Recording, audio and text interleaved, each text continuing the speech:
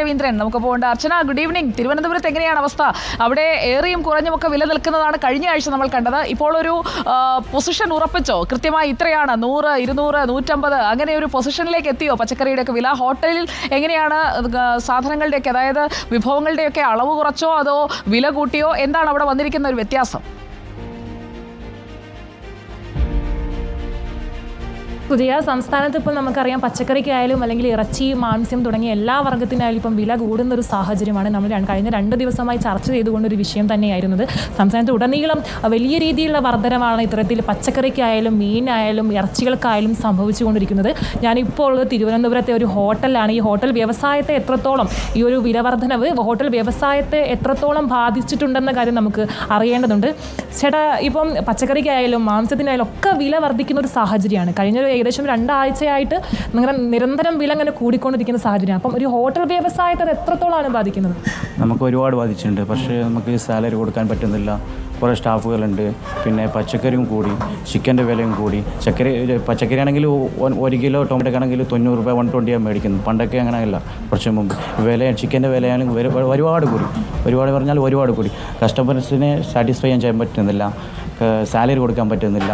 അങ്ങനെ ഒരുപാട് മേഖല നമുക്ക് ഭയങ്കര ബുദ്ധിമുട്ടാണ്.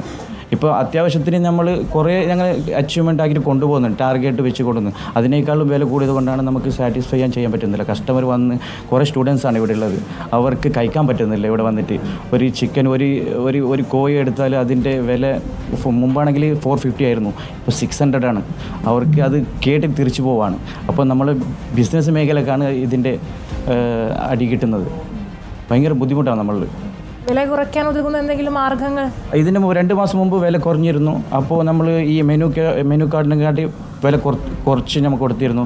ഇപ്പോൾ നമുക്ക് പറ്റുന്നില്ല. ഇപ്പോൾ 1 മാസമായിട്ട് നമുക്ക് പറ്റുന്നില്ല. കസ്റ്റമറോട് പറഞ്ഞായിട്ട് നമ്മൾ കൊടുക്കുന്നുണ്ട്. മെനു കാർഡ് ഉണ്ട്, പക്ഷേ അതിലൊരു റേറ്റ് ഉണ്ട്. പക്ഷേ ഈ വില കൂടിയത് കൊണ്ട് നമുക്ക് അവരോട് സാറ്റിസ്ഫൈ ചെയ്യാൻ പറ്റുന്നില്ല. അവരോട് പറയേണ്ടി വരുന്നു. ഒരു കസ്റ്റമർ ചോദിക്കുന്നത് ഇതെന്താ ഇങ്ങനെ വില കൂടിയത്, എന്ത് ചെയ്യാനും പറ്റുന്നില്ല. ചിക്കൻ്റെ വില ഒരുപാട് കൂടി. ഇപ്പോൾ 20-25% മുകളിലാണ് നമ്മൾ കൊടുക്കുന്നത്. പറയാൻ പറ്റുന്നില്ല. ഒരു കാര്യമായിട്ടും ചിക്കൻ്റെ വിഭവങ്ങൾ സപ്ലൈ ചെയ്യുന്ന ഹോട്ടലാണ്. അതുകൊണ്ട് തന്നെ ചിക്കൻ്റെ വില കൂടുതൽ ഇവർക്ക് നന്നായിട്ട് തന്നെ ബാധിച്ചിട്ടുണ്ട്. ചേട്ടൻ അക്കൗണ്ട്സിലാണെന്ന് തോന്നുന്നത്. അപ്പോൾ ചേട്ടൻ എന്തായാലും ഇവിടുത്തെ ഹോട്ടൽ വ്യവസായത്തിൻ്റെ എത്രത്തോളം ആളുകൾ ഇവിടെ വരുന്നുണ്ട് എന്ന കാര്യം ചേട്ടൻ അറിയാൻ മതിയോ? അപ്പോൾ ചേട്ടൻ എത്രത്തോളം എങ്ങനെയൊക്കെ ബാധിച്ചിട്ടുണ്ട്? നല്ല രീതിയിൽ ബാധിക്കുന്നുണ്ട്. ചിക്കൻ്റെ വില ഇങ്ങനെ കൂടിയത് കൊണ്ട് നമുക്ക് നല്ല രീതിയിൽ ബാധിക്കുന്നുണ്ട്. കച്ചവടത്തിന് ബുദ്ധിമുട്ടാവുന്നുണ്ട്. പിന്നെ അതായത് ഇപ്പോൾ മുമ്പെന്ന് വെച്ചാൽ ചില സീസൺ ടൈമിനാണ് ചിക്കൻ്റെ വില കൂടി വരുന്നത്. ഇപ്പോൾ അങ്ങനെയല്ല, അതുപോലെ തന്നെ കൂടി നിൽക്കുന്നുണ്ട്. നമുക്കത് നല്ല രീതിയിൽ കച്ചവടത്തിന് ബാധിക്കുന്നുണ്ട്. അൺസീസൺ ടൈമിലായാലും കച്ചവടം ചെറിയ രീതിയിലാണ് നടക്കുന്നത്. പക്ഷേ ഇപ്പോൾ ഈ വില കൂടിയത് കൊണ്ട് നല്ല രീതിയിൽ ബാധിക്കുന്നുണ്ട്. അതിനുവേണ്ട നടപടി അധികാരികൾ ചെയ്യണമെന്നാണ് നമ്മൾ പറയുന്നത്.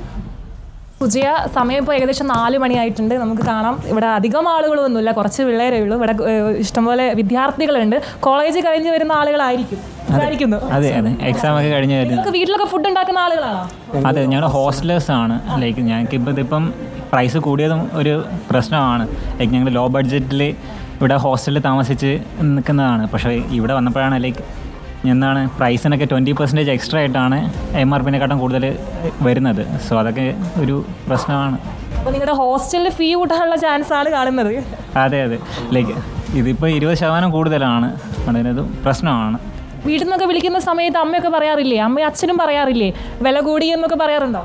ബേസിക്കലി ഡെയിലി നമ്മൾ ചിലവിന് വേണ്ടി ഫണ്ട് ചോദിക്കാറുണ്ട്, ഇങ്ങനെ ഇത്ര എക്സ്ട്രാ ഇങ്ങനെ വരുന്നത്. അപ്പോൾ നമുക്ക് പറയുമ്പോൾ നമ്മൾ വിചാരിക്കും അവർ വെറുതെ പറ്റിക്കാൻ വേണ്ടി പറയാമെന്ന്. പക്ഷേ ഇത് ഒരു പ്രശ്നമുള്ള കാര്യം തന്നെയാണ്. നമ്മൾ പുറത്ത് പോയി ഫുഡ് കഴിക്കലാണ് നമ്മൾ മെയിനായിട്ട് നമ്മൾ ഫുഡ് കഴിക്കാറ്. എപ്പോഴെങ്കിലുമൊക്കെ ഹോസ്റ്റലിൽ ഫുഡ് ഉണ്ടാക്കാറുള്ളൂ. അപ്പോൾ ഇത് ഭയങ്കര ഒരു പ്രശ്നമാണ്. ഇപ്പോൾ ഫുഡ് ഉണ്ടാക്കാനാണെങ്കിൽ നമ്മൾ വാങ്ങാൻ പോകുമ്പോൾ ബഡ്ജറ്റിൽ തീരെ നിൽക്കാറില്ല. എന്തായാലും കഴിക്കാൻ വരുന്ന ആളുകൾക്കായാലും അല്ലെങ്കിൽ ഹോട്ടൽ ജീവനക്കാർക്കായാലും വലിയ രീതിയിലുള്ള ഈ ഒരു വലിയൊരു പ്രതിസന്ധി തന്നെയാണ് ഈ ഒരു വർധനവ് കാരണം ഉണ്ടാകുന്നത്. അർച്ചന രവീന്ദ്രനാണ് തിരുവനന്തപുരത്തെ ഒരു ഹോട്ടലിൽ നിന്നും തത്സമയ വിവരങ്ങളുമായി നമുക്കൊപ്പം ചേർന്നത്.